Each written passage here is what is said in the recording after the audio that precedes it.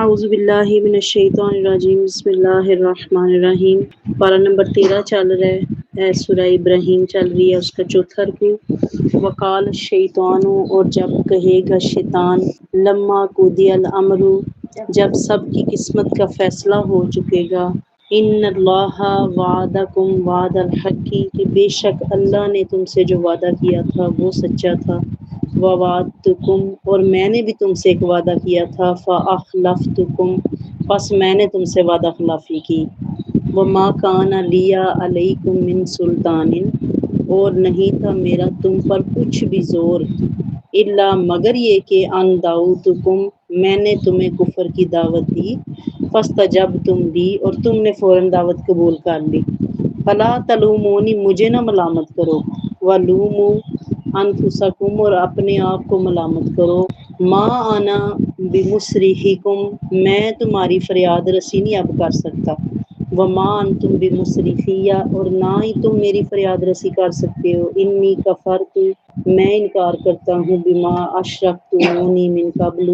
اس امر سے کہ تم نے مجھے شریک بنایا اس سے پہلے، ان الظالمین، بے شک ظالموں کے لیے، لہم عذاب علیم، ظالموں کے لیے دردناک عذاب ہے۔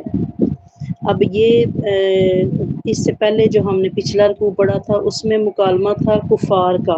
کہ وہ کہیں گے کہ ہمیں مہلت دی جائے، اور آج کا جو سبق ہے، آج کا جو رکوع ہے، اس میں شیطان کا بیان کیا گیا، یعنی ہر انسان جو ہے وہ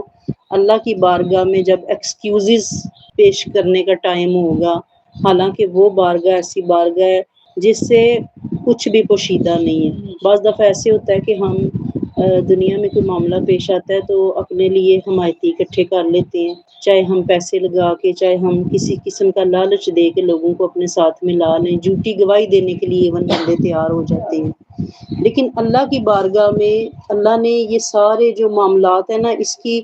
ہمیں پہلے ہی وہ بتا دیا کہ اس دن تمہاری زبانیں خاموش رہیں گی۔ آج دنیا میں جس چیز کے پاس قوت گویائی ہے، بلکہ وہ شاعر کہتا ہے نا کہ گونگوں کو تکلم کے مواقع ہیں میسر، ہم ماہر گفتار بڑی دیر سے چپ ہیں، کہ جڑے جان لیندے وہ تے کچھ بول دے نہیں، جڑے محرم راز حقیقت دے اور راز حقیقت کھول دے نہیں، تے جنہاں ویکھیا نہیں وہ کرن گلاں، جڑے ویکھ لیندے وہ تے بول دے ہی نہیں، کہ جو انسان حقیقت سے واقف ہو جاتا ہے اس کو عموماً چپ لگ جاتی ہے۔ یہ جو کھپ ڈالنے والی ٹیم ہوتی ہے نا، یہ ان کو پتہ کوئی نہیں ہوتا کسی بات، یہ جو ہم اب ہمارا وتیرہ بن گیا، ایک چیز آئی ہے اس کو بلا تحقیق فارورڈ کرتے گئے، کبھی ایسے ہوتا ہے ہم نے پوری ویڈیو دیکھی بھی نہیں ہوتی اور آگے بھیج دیتے ہیں، ہمیں نہیں پتہ ہوتا کہ وہ کس مقصد کے لیے بنائی گئی ہے۔ تو یہ اللہ تعالیٰ کی ذات نے وہاں پہ جو معاملہ ہے نا، اس کو ذرا چینج کر دیا کہ ہر انسان کا نامہ اعمال اس کے اپنے ہاتھ میں ہوگا، اور زبانیں گواہیاں نہیں دیں گی، اس دن کام گواہیاں دیں گے، اور کاموں کی گواہیاں، اگر ہم دنیا میں کاموں کو گواہیاں دینے کا موقع دیں تو یقین کریں یہ دنیا ہی جنت بن جائے، کیونکہ کاموں کی گواہیاں انسانوں کی گواہیوں سے بہتر ہوتی ہیں۔ کوئی انسان کسی کا وہ جو ہے نا احسان ماننے اور لینے کو تیار ہی کوئی نہیں ہے، یہ دنیا کے قاعدے اور کلیے ہیں جو یہیں تک ہیں۔ اللہ تعالیٰ کی ذات نے یہ جو آج اب حجاج کا وہ شروع ہو رہا ہے، حج کا سیزن شروع ہو گیا ہے، حجاج آ رہے ہیں، تو حج بیسیکلی ایک مقصد ہے۔ نبی کائنات علیہ الصلوۃ والسلام کی حدیث پاک یاد آتی ہے تو وہ جو ہے نا جسم کانپ اٹھتا ہے، سرکار نے فرمایا کہ ایک زمانے میں لوگ بڑا حج عمرہ کریں گے، لیکن ان کا مقصد کیا ہوگا؟ شو بازی ہوگا، شو آف ہوگا۔ یعنی حج کا بیسیکلی مقصد کیا ہے کہ جب انسان اپنا، یہ کائنات کی ایسی بڑی عبادت ہے کہ جس میں مال بھی لگتا ہے، جس میں وقت بھی لگتا ہے، جس میں جان بھی لگتی ہے، یعنی آپ نے اپنا گھر بار سب کچھ چھوڑ کے، اپنا لاکھوں روپیہ خرچ کر کے اللہ کی رضا کے لیے، کم از کم بھی آپ نے 20 26 27 دن، کچھ 40، کچھ نصیب 45 دن کے لیے بھی جاتے ہیں۔ اتنے دن آپ ویسے، آپ سے کوئی آپ کی ماں ہی کہے نا کہ 2 4 دن تیے کڈا جا ساڈے آ، تو آپ کے پاس عذر ہوتے ہیں، میرے بچے اسکول جاتے ہیں، میرے کام بڑے ہیں، میرے خامد کو ضرورت ہے، میرے گھر میں مریض ہے، بڑے ہمارے ایکسکیوزز ہیں، ہمارے پاس نہیں ہے ٹائم۔ لیکن اللہ کے گھر ایٹ لیسٹ آپ نے کچھ دن سب کچھ چھوڑ کے جانا، اور اللہ کسی چیز کا احسان اپنے اوپر نہیں رکھتا۔ اللہ آپ سے ایک لگواتا ہے تو آپ کو 10 ریٹرن کر، اس کی ریٹرننگ کے اپنے پوائنٹس ہیں، اپنے ضابطے ہیں، اپنے قاعدے و کلیے ہیں۔ اللہ آپ کا مال بھی واپس کر دیتا ہے، اور حاجی اگر اللہ کی رضا کے لیے وہاں پہ دن سپینڈ کر کے آیا ہے بغیر گلے شکوے کے واپس آیا ہے، تو ایسے ہے گناہوں سے پاک جیسے ابھی اس نے جنم لیا ہے۔ ہم بزرگوں سے سنتے ہوتے تھے کہ اللہ دا گھر دیکھ لیا ہوں دعا کرو اللہ سنبھالن دی توفیق عطا فرمائے، تو سمجھ نہیں آتی ہوتی تھی کہ یہ دیکھے ہوئے کو سنبھالنا کیسے ہے۔ وہ ان پڑھ لوگ جو کہتے تھے کہ اب دعا کریں ہم سنبھال لیں، وہ غیبت کرتے کرتے ڈر جاتے تھے کہ اللہ نہیں ابھی تو معاف کروا کے آئے ہیں گناہ، تو سنبھالنا اسے کہتے ہیں کہ پھر ہم گناہ کی طرف نہ پلٹیں۔ یعنی اللہ نے آپ سے سودے بازی کی ہے تو اس نے آپ کو نقصان نہیں دیا، اس نے آپ کو گھاٹے میں نہیں رکھا۔ وہاں پہ حج کے جو مقاصد ہیں، وہاں پہ میدان عرفات کا جب آپ نظارہ کرتے ہیں نا کہ حاجی 2 چادروں میں ہیں، جو خواتین حجاج ہیں وہ اپنے زیادہ سے زیادہ ایک کپڑوں کے جوڑے میں ہے اور ایک عبایا ان کے سر پہ اور چادر ہے، یہ بے سر و سامانی کی حالت، مزدلفہ کی رات میں سوائے ایک چٹائی کے آپ کے پاس کچھ بھی نہیں ہے، ایون کھانا پینا نہیں لے کے جاتے حج،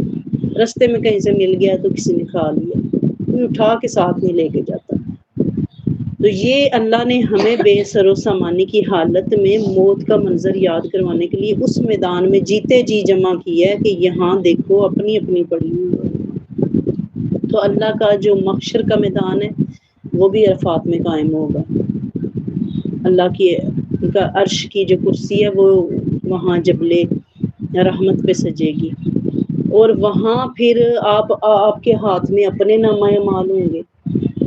اور آپ کی زبانیں خاموش ہوں گی، اور آپ کے ناک گواہی دیں گے، آپ کی آنکھیں گواہی دیں گے، آپ کے ہاتھ گواہی دیں گے، آپ کے پاؤں گواہی دیں گے، کسی کی گواہی کی تو ضرورت ہی نہیں پڑے گی۔ جب انسان کو بولنے کا موقع ملے گا تو وہ کیا کہے گا کہ مجھے شیطان نے ورگلایا۔ ہمارا سب سے بڑا جو ایکسکیوز ہے وہ کیا ہے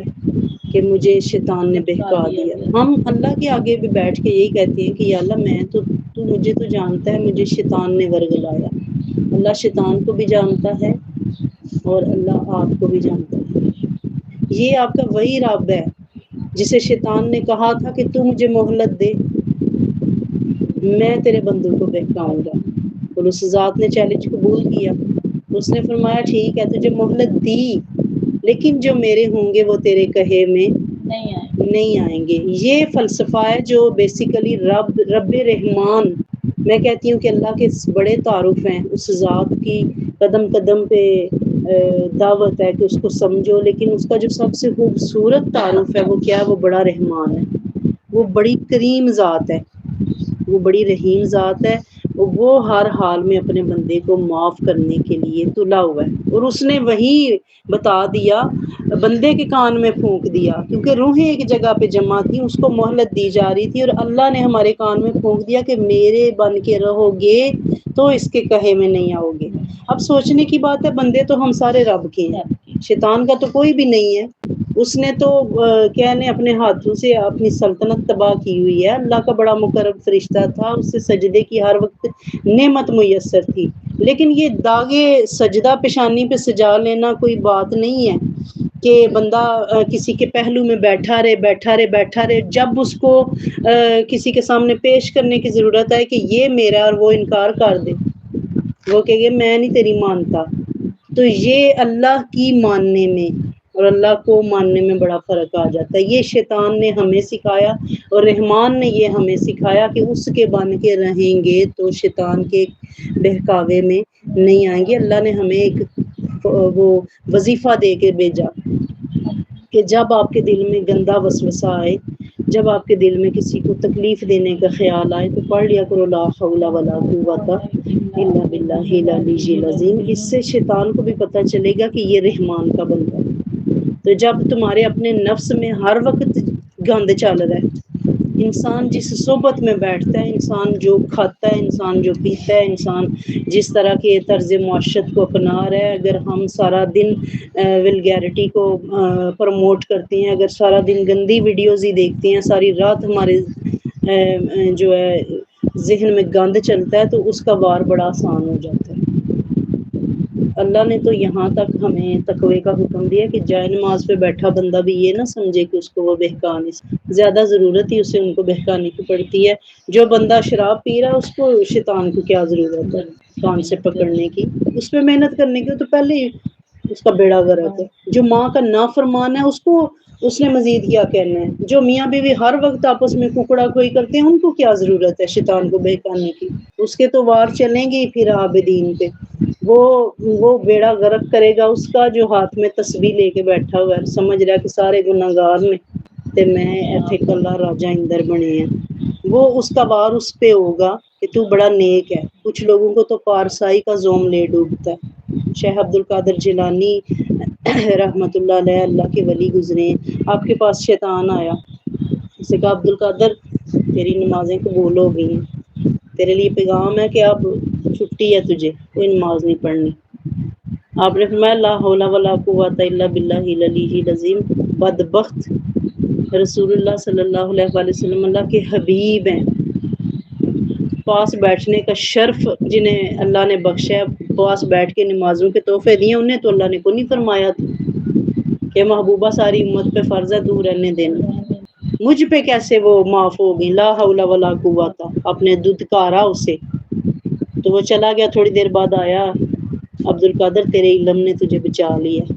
آپ نے پھر اس کو کہا لا حول ولا قوت الا باللہ العلی العظیم، بدبخت میرے علم نے مجھے نہیں بچایا، میرے رب کے فضل نے مجھے بچایا۔ یعنی ہم جو بھی بن جائیں، ہم اللہ کے فضل کے محتاج رہیں گے ہمیشہ۔ اور یہ جو ہمارا سبق ہے، یہ شیطان کا وویلا ہے نا، کہ اس دن ہر بندہ کہے گا کہ یہ اس نے ہمیں بہکایا، ہم اس کے بہکاوے میں آ گئے اور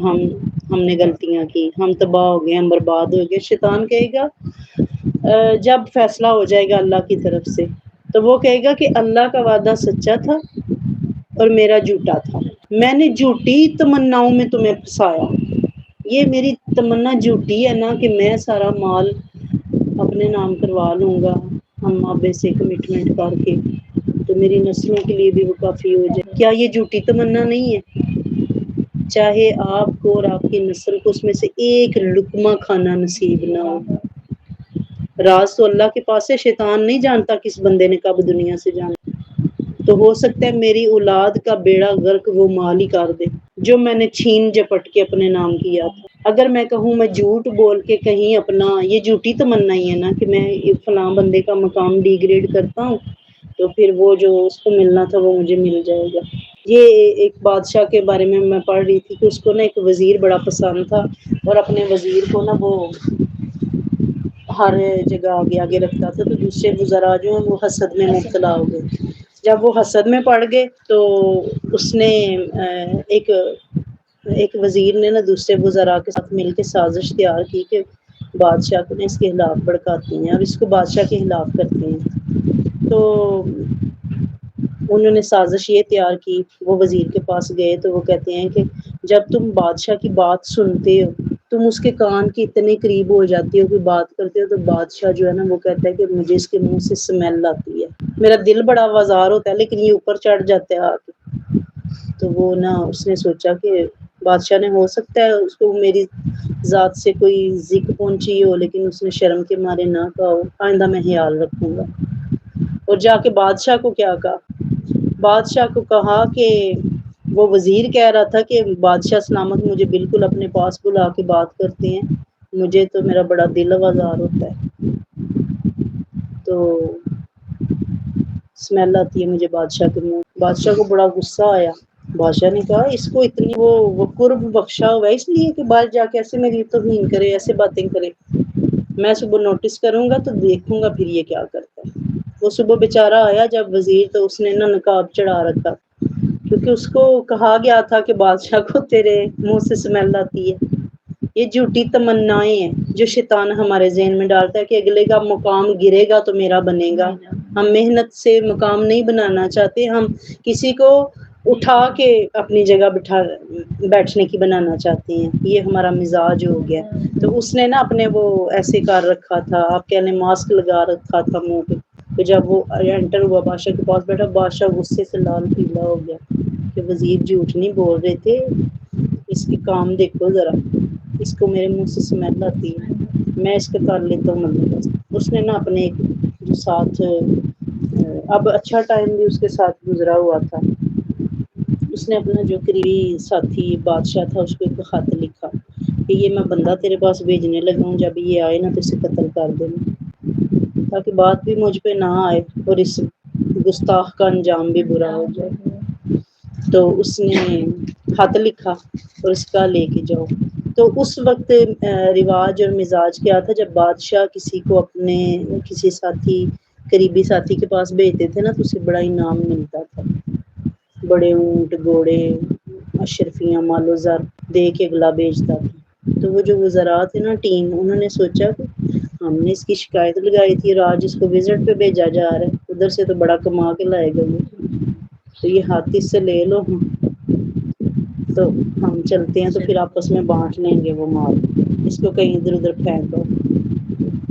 وہ گیا رخصت ہوا اور دھوکے سے اس سے وہ خط لے لیا کہ وہ بادشاہ نے تمہیں کہیں اور بھیجنے کا کہا ہے تو یہ ہمیں دے دے۔ اب ہاتھ کھولنے کی تو اجازت نہیں تھی، وہ لے کے گئے تو اس نے قتل کروا دیا۔ اب وہ جو ان میں سے ایک وزیر ہے کتنے دن آیا نہیں، اور یہ جو تھا یہ جدھر انہوں نے بھیجا تھا وہاں سے واپس آیا، بادشاہ کو ملنے آیا، تو بادشاہ نے کہا تو کدھر گھوم رہا ہے؟ میرے حساب سے تو اب تک تیرا تمام ہو جانا چاہیے تھا کام۔ تو اس نے وہ نہیں سمجھا بات، کہا بادشاہ سلامت، مجھے تو وزراء نے کہا تھا کہ یہ ہاتھ ہمیں دو تو ہم لے جاتے ہیں، مجھے کہیں اور انہوں نے بھیج دیا تھا۔ تو وہ اس نے پھر اپنا سر پیٹا کہ یہ واقعی سازش تیار کی گئی۔ شہزادی شیرازی نے یہ تمثیل لکھنے کے بعد لکھا ہے کہ یہ انجام ہوتا ہے برائی کا، برا آپ کسی کے لیے گڑھا کھودیں گے، آپ اس میں گر جائیں گے۔ تو یہ شیطان کی وہ جھوٹی امید ہے نا، یہ ابھی قرآن پاک نے آپ کو بیان کیا، وَوَعَدتُکُمْ فَأَخْلَفْتُکُمْ، میں نے تو جھوٹے وعدے کیے، میں نے جھوٹی آرزوؤں کے پیچھے تمہیں لگایا اور تم لگ گئے، میرا کیا قصور تھا؟ وہ کہتا ہے، شیطان کہتا ہے میں نے ہاتھ پکڑ کے تمہیں نہیں چلایا تھا، گولی تم نے ماری تھی مقتول کو، قاتل تم بنے تھے، میں نے تو بس ذہن میں بات ڈالی تھی کہ ایسے کر لو تو ایسے ہو جائے گا۔ وہ دیکھیں مکر گیا، سب سے بڑا حمایتی ہے آپ کا، جو آپ کو جھوٹی تمناؤں کے پیچھے لگاتا ہے اور کہتا ہے میں تیرے سر تے ہوں۔ کبھی کبھی ایسے ہوتا ہے نا، کوئی رشتہ ہمیں اوکھلی میں ڈال کے تو کہتا ہے تو فکر نہیں کرنی میں نال ہی ہوں، تو سب سے پہلے وہ بھاگتا ہے، جب ہم مڑ کے دیکھتے ہیں تو وہ بندہ ساتھ نہیں ہوتا۔ زندگی سے مجھے محبت ہے، مجھ کو رسیوں کی قسم، کنووں کی قسم، اور میرے احباب مجھ سے مخلص ہیں، مجھ کو یوسف کے بھائیوں کی قسم، کہ اس طرح کا آپ نے کسی کا بھائی بننا ہے تو بہتر ہے آپ نہ بنیں، کسی کو یہ امید نہ دلائیں کہ تو بس چل میں تیرے نال ہاں۔ تو یہ آپ کا جو نال ہونے والا فلسفہ ہے نا، یہ تب کامیاب ہے جب آپ وہ ریچھ والی تمثیل ہم نے پچھلے سبق میں بھی بیان کی ہے کہ جب جو مصیبت میں چھوڑ جائے وہ کیسا یار ہے، وہ کیسا دوست ہے۔ اور میرے رب نے قدم قدم پہ، یہ ہم ماشاءاللہ سے 13ویں پارے پہ آ گئے ہیں، اور 13 سپارے پیچھے جائیں نا ہم تو قدم قدم پہ ہم نے پڑھ رکھا ہے، سن رکھا ہے اللہ کی زبان سے اور نبی پاک علیہ الصلوۃ والسلام کی زبان حق ترجمان سے کہ شیطان تمہارا دوست نہیں ہے، وہ کبھی تمہارا خیر خواہ نہیں ہو سکتا۔ اس نے تو اس حسد میں، ہم سوچیں تو اللہ نے ہمیں جو تاج خلافت دیا، اس کو حسد اس سے تھا۔ بعض اوقات والدین ہمیں منع کرتے ہیں کہ فلاں یار کے بیس میں سب سے بڑا غدار ہے تیرا، باز آ جا، تو ہم کہتے ہیں ماں وہ تو بڑا مخلص ہے، ہم اپنے والدین کو جھوٹا قرار دے دیتے ہیں اور کہتے ہیں نہیں یہ ہماری یاری بڑی سچی ہے، اور ایک وقت آتا ہے پھر والدین کا کہا سچ ہو جاتا ہے اور شیطان کے جو ساتھی ہیں وہ شیطان کے رہتے ہیں۔ تو اس حسد کی بنا پہ اس نے کہا کہ میں انکار کرتا ہوں، جو تم نے مجھے شریک بنایا۔ اب وہ ہم جو اس کے کہے میں آئے ہوئے لوگ ہوں گے نا، وہ کہیں گے کہ اب تو ساتھ ہی رہ ہمارے، تو وہ کہے گا میں بیزار ہوں بھائی، میں شریک نہیں ہوں۔ اس لیے ان الظالمین لہم عذاب علیم، کہ ظالموں کے لیے دردناک عذاب۔ وَأُدْخِلَ الَّذِينَ آمَنُوا وَعَمِلُوا الصَّالِحَاتِ جَنَّاتٍ تَجْرِی مِن تَحْتِہَا الْأَنْہَارُ،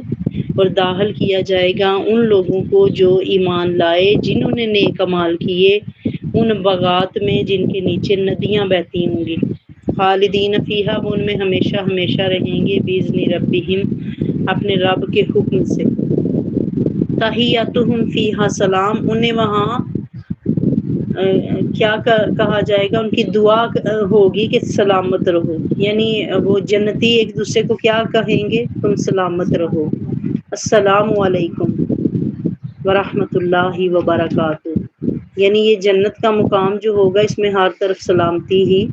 سلامتی ہوگی۔ یہ اللہ تعالیٰ کی ذات نے فرما دیا کہ دیکھیں جو شیطان کے بہکاوے میں آتے رہے، ان کے تو پھر وہاں جھگڑے اور ہی شروع ہو جائیں گے، تم نے کہا اور تم نے کہا۔ تو یہ اہل ایمان جو ہیں،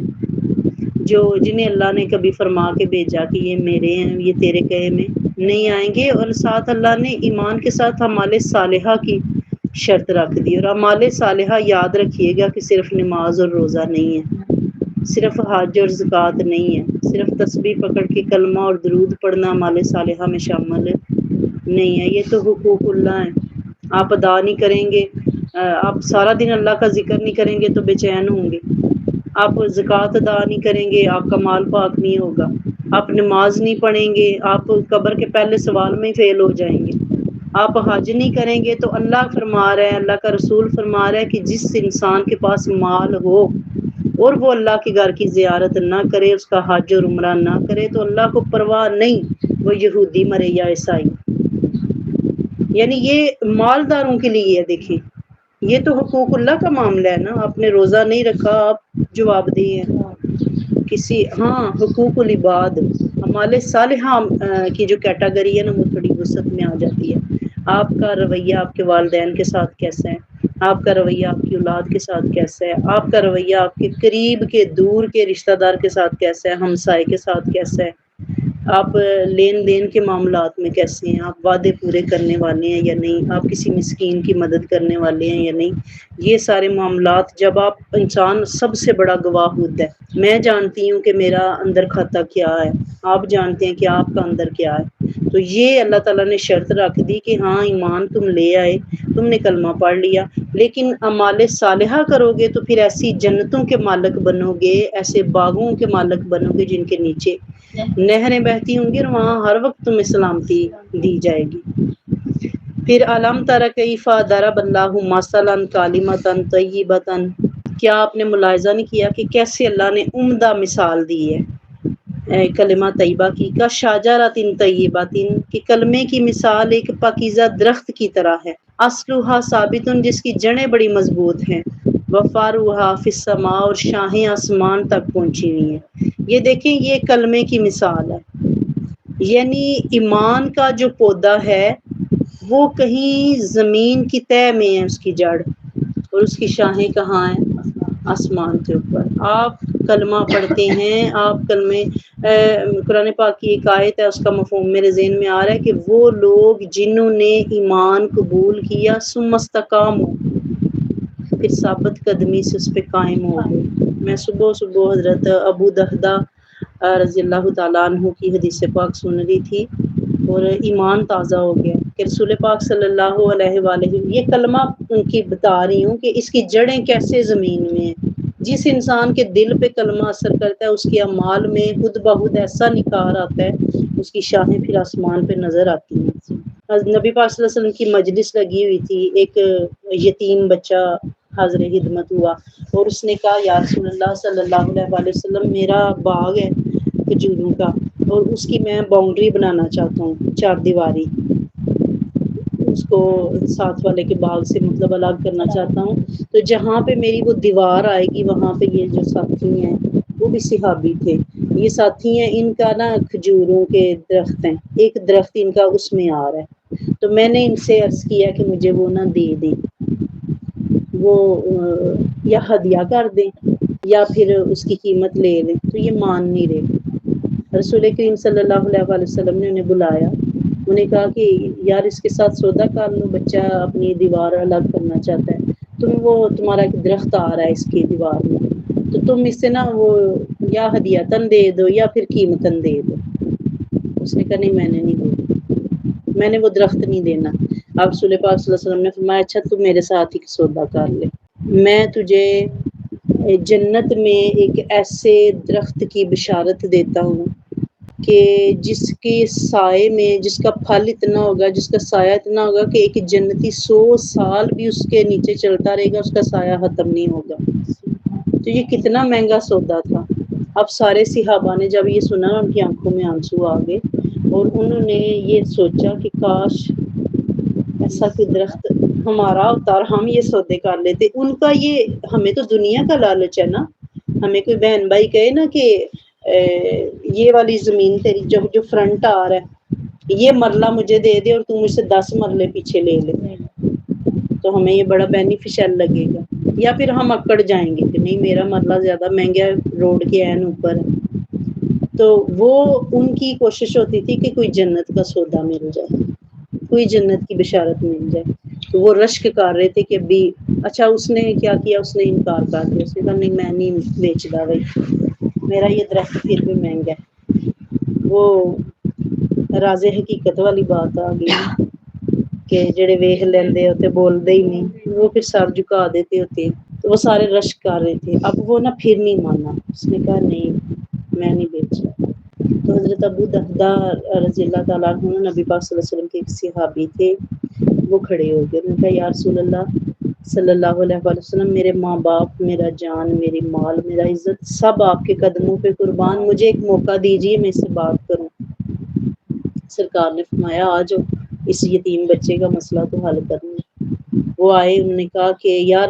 مجھے جانتا ہے؟ اس نے کہا ہاں تو ابو دہدہ بڑا امیر بندہ ہے ادھر کا۔ کہا میرا باغ دیکھا ہوا ہے؟ ہاں تمہارے باغ کی تو بڑی مشہوری ہے کہ لوگ انتظار کر رہے ہوتے ہیں تاجر کہ کب وہ 600 کھجوروں کا پھل پکے اور کب ہم وہ کھائیں، اتنا لذیذ ہے۔ تو آپ نے فرمایا کہ اس میں نا اس باغ میں میرا گھر بھی ہے، اس کے اندر ہی ان کا محل تھا، ان کے اپنے چشمے تھے، 600 پودے لگے ہوئے تھے، ان کے پودے کیا درخت جو پھلدار تھے کھجوروں کے۔ کہا تو وہ سارا لے لے اور یہ ایک درخت مجھے دے دے۔ اب وہ سننے والے نا اس تجارت پہ حیران ہے، یہ ابو دہدہ نے کیا سودا کر دیا۔ کچھ رشک کر رہے ہیں اور کچھ جو ہیں وہ حیرت سے دیکھ رہے ہیں کہ ابو دہدہ سارا کچھ ہی بیچ دیتا ہے، اندر گھر بھی ہے، چشمے ہیں، سارا کچھ ہے، کوئی 2-4 پودوں کی بات کرتا ہے۔ کہا تو سارا وہ اس کو تو وہ آنکھیں چمک اٹھی کہ قبضہ بھی مل رہا ہے ایک درخت کے بدلے۔ کہا ٹھیک ہے مجھے منظور ہے۔ اب نبی پاک صلی اللہ علیہ وآلہ وسلم حضرت ابو دہدہ کو رشک امیز نظروں سے دیکھ لیا۔ تو ابو دہدہ نے نا اجازت مانگی کہ سرکار مجھے اجازت دیجیے، ان کے وہاں آنے سے پہلے نا میری فیملی ہے وہاں، میرے بچے میری بیوی گھر میں ہیں، میں تو نماز پڑھنے ادھر آیا ہوں نا، تو مجھے نا ان کو وہاں سے نکال لینے کی اجازت دیجیے۔ تو وہ گئے، انہوں نے باہر کھڑے ہو کے نا آواز دی اپنی بیوی کو کہ کرمالیے بچے چک تے باہر آ جا، میں نے سودا کر لیا۔ اچھا ہمارے جیسی کوئی بیوی ہو پٹا کٹی ڈال دے کہ تو کی گھر بار بیچ کے ویڑے آ بڑے، لیکن وہ جن کو اللہ نے منتخب کیا ہے، جن کے لیے اللہ نے فرمایا ہے کہ کلمے کی مثال ایسی ہے جس کی وہ ایک پاکیزہ درخت ہے جس کی جڑیں زمین میں ہیں اور شاہیں آسمان میں ہیں، وہ کرما والے لوگ۔ اس نے کہا کیا سودا کیا ہے، کس کے ساتھ سودا کر رہے ہو ابو دہدہ؟ تو کہا کہ اللہ اور اس کے رسول کے ساتھ سودا کیا ہے۔ وہ بھاگتی آئی، بچوں کو انگلی سے لگایا ہوا، پھر تو نے اگر اللہ اور اس کے رسول کے ساتھ سودا کیا تو یقیناً پھر ہسارے کا سودا نہیں ہے۔ یہ نہیں سوچا ہم کہاں جائیں گے، یہی گھر تھا، یہی باغ تھا۔ تو اس سے کہتے ہیں جنہیں میرا رب کلمے کی اہمیت دیتا ہے۔ تو یہ کیا وہ نفع کا سودا تھا جو انہوں نے کیا، اور کیا بھی کس کے ساتھ؟ وہ جو جنت کا مالک ہے، کسی کالونی کا آنر کوئی بات کرے نا کدھر پلاٹ دوں گا تمہیں، ہم خوشی سے پھولے نہیں سماتے، بھلے وہ اپنا وعدہ پورا کرے یا نہ، لیکن مالک جنت جس کے ساتھ سودا کرے۔ رسول کائنات علیہ السلام کی ذات کیا ہے، ان اللہ یؤتی و انما انا قاسم، محبوب خدا فرما رہے ہیں کہ اللہ خزانے دینے والا ہے اور میں تقسیم کرنے والا ہوں۔ پھر آپ کو یہ تو پتہ ہی ہے کہ ونڈنے والا جنوں چاہے دے دے، ادھر ہمیں کو 7-8 بوریاں دے دے نا گندم کی کہ یہ اپنی مرضی سے تقسیم کر دیجئے گا، تو ہم مرضی ہی کریں گے، ہم نہیں دیکھیں گے کہ کون ضرورت مند ہے اور کون نہیں۔ جدھر ہماری پی آر ہوگی نا پھر وہ وہاں جائے گا سودا۔ تو جو مالک جنت ہے اس کے ساتھ جنہوں نے سودے کیے ہیں ان کے پھر سودے بھی کمال ہیں۔ توتی اکلھا کل حین باذن ربھا، وہ دے رہا ہے اپنا پھل ہر وقت رب کے حکم سے۔ وَيَضْرِبُ اللَّهُ الْأَمْثَالَ لِلنَّاسِ، اور اللہ لوگوں کے لیے مثالیں بیان فرماتا ہے، لَعَلَّهُمْ يَتَذَكَّرُونَ، تاکہ وہ انہیں خوب ذہن نشین کر لیں۔ یہ ابھی میں نے جو واقعہ سنایا یہ اس ساری آیت کی تفسیر ہے کہ دیکھیں دے رہا ہے اپنا پھل ہر وقت اپنے رب کے حکم سے، کہ جن لوگوں کو پتا ہے کہ یہ دنیا عارضی ہے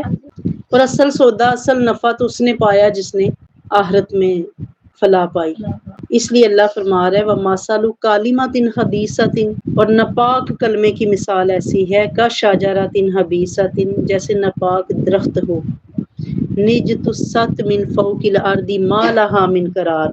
جسے اکھاڑ لیا جائے زمین کے اوپر سے اور اسے کچھ بھی قرار نہ ہو۔ آپ کو پتہ ہے کہ جڑ ایک درخت جس نے زمین میں جڑیں مار لی اس کو لوگ کرینوں کے ساتھ اکھاڑ رہے ہوتے ہیں، مشکل ہوتا ہے اسے اکھاڑنا۔ تو جو آرٹیفیشل پودے آپ نے گملوں میں لگا کے رکھے ہیں اس کو آپ ایک ہاتھ سے اکھاڑ سکتے ہیں۔ یہ مثال اللہ نے دی ہے کہ کلمے کی جو مثال ہے پاک کلمے کی، پاک کلمے رب کے ہیں اور خبیث کلمے شیطان کے ہیں جن کا کوئی جڑ نہیں ہے زمین میں۔ اس لیے اللہ نے فرمایا کہ انہیں کوئی قرار نہیں ہے، انہیں تو چاہے ایک ہاتھ سے اکھاڑ کے پھینک دو۔ یثبت اللہ الذین آمنوا، ثابت قدم رکھتا ہے اللہ تعالیٰ اہل ایمان کو، بالقول الثابت، پختہ قول کی برکت سے، فی الحیات الدنیا، دنیا کی زندگی میں بھی، وفی الآخرۃ، اور آخرت کی زندگی میں بھی، وَيُضِلُّ اللَّهُ الظَّالِمِينَ، اور اللہ بھٹکا دیتا ہے زیادتی کرنے والوں کو، وَيَفْعَلُ اللَّهُ مَا يَشَاءُ، اور اللہ جو چاہتا ہے وہ کرتا ہے۔ صدق اللہ العظیم و صدق رسولہ النبی الکریم الامین۔ یہ دیکھیں اللہ تعالیٰ کی ذات نے پاکیزہ کلموں کی برکت کو بیان کیا ہے کہ اللہ پاک قول کی برکت سے اہل ایمان کو دنیا اور آخرت کی زندگی میں کامیاب کرتا ہے، ثابت قدم رکھتا ہے۔ یعنی انسان کا دنیا میں جتنے اس نے کام، آپ کہہ لیں پاکیزہ کلمہ، جتنے کام آپ نے اللہ کی رضا کی خاطر کیے وہ قائم رہ جائیں گے، اور جتنے کام آپ نے صرف لوگوں کو، شیطان کو خوش کرنے کے لیے کیے، کسی ایک کی خوشی حاصل کرنے کے لیے 10 لوگوں کے نقصان کیے، تو وہ آپ کو صرف بھٹکانے کا باعث بنیں گے اور آخرت میں بھی ان کا کوئی فائدہ نہیں ہوگا۔ ہر انسان چاہتا ہے کہ میں کچھ انویسٹ کروں تو مجھے اس کا فائدہ ملے۔ ہم دنیا میں جو کچھ بھی کر رہے ہیں یہ ہماری انویسٹمنٹ ہے، آج میرے کیے گئے سارے اس کے سارے کام میری انویسٹمنٹ ہے، جس کا آخرت میں جا کے مجھے پتہ چلے گا کہ میں کیا انویسٹ کر کے آیا ہوں۔ تو اللہ ہمیں فضولیات سے محفوظ فرمائے، اللہ ہمیں لغویات کے پیچھے چلنے سے بچائے، اور اللہ ہمیں اعمال صالحہ کی توفیق عطا فرمائے۔ وما علینا الا البلاغ۔